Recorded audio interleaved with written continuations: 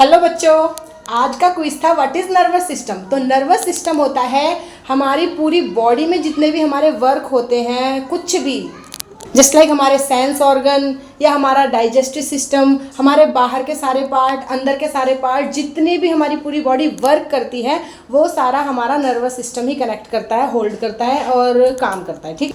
And second था कि जो हमारा नर्वस सिस्टम होता है उसका बॉडी पार्ट नेम क्या होता है। सबसे मेन बॉडी पार्ट उसका ब्रेन होता है। ठीक है, तो आज मैं ब्रेन के बारे में आप लोगों को कुछ बताऊंगी।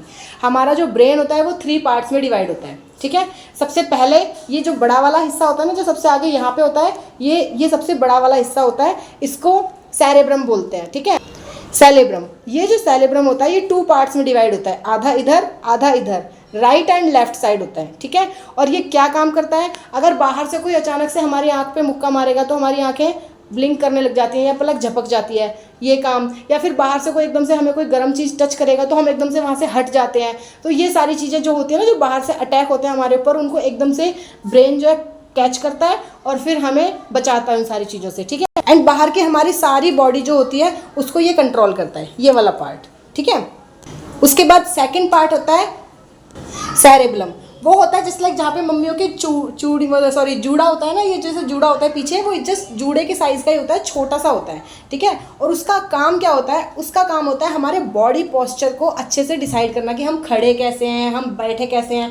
अगर हम बाइक या स्कूटी चला रहे हैं तो बैलेंस कैसे कर पा रहे हैं, साइकिल चला रहे हैं तो बैलेंस कैसे कर पा रहे हैं, तो वो बैलेंस को दिखाता है। ठीक है, एंड हमारी बोलने की स्पीड, स्पीच कैसी होनी चाहिए वगैरह वगैरह। आपने देखा होगा कि कुछ लोग होते हैं जो मेंटली डिस्टर्ब होते हैं, जो अच्छे से बाइक साइकिल नहीं चला पाते हैं या फिर बोल नहीं पाते हैं, तो उनके वही सेरेब्रम जो होता है उसी में थोड़ी प्रॉब्लम होती है। ठीक है, एंड थर्ड पार्ट होता है हमारा ब्रेन स्टेम।